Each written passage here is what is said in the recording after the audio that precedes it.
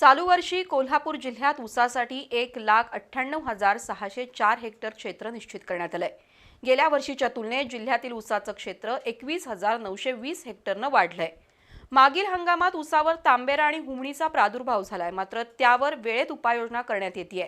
आता ऊसाचा हंगाम अंतिम टप्प्यात आला असून बहुतांश साखर कारखान्याचं गाळपाचं उद्दिष्ट पूर्ण झालेलं नाही।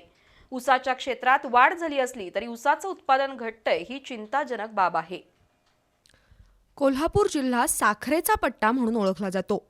पोषक हवामान, मुबलक पाणी आणि कसदार जमीन यामुळे कोल्हापूर जिल्ह्यात ऊसाची मोठ्या प्रमाणात शेती केली जाते। 2025-26 सालासाठी कोल्हापूर जिल्ह्यात 1,98,604 हेक्टर क्षेत्र ऊसासाठी निश्चित करण्यात आले आहे। गेल्या वर्षीचा साखर हंगाम आता अखेरच्या टप्प्यात असून रब्बीचा हंगाम सुरू झालाय। कागल, करवीर, हातकणंगले, शिरोळ आणि पन्हाळा तालुक्यातील आडसाली हंगामातील ऊसाच्या लागणी जवळपास पूर्ण झाल्यात।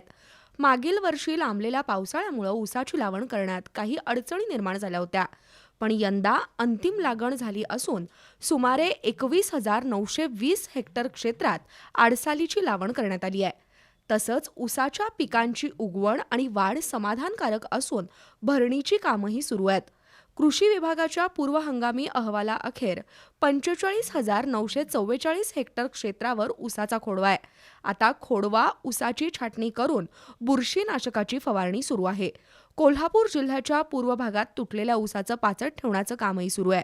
दरम्यान मावळत्या हंगामात ऊसाच्या उत्पादनात घट झाल्यानं बहुतांश साखर कारखान्यांना अपेक्षित गाळप करता आलं नाही। चालू हंगामात तरी ऊसाची वाढ जोमानं होईल अशी शेतकऱ्यांची आशा आहे।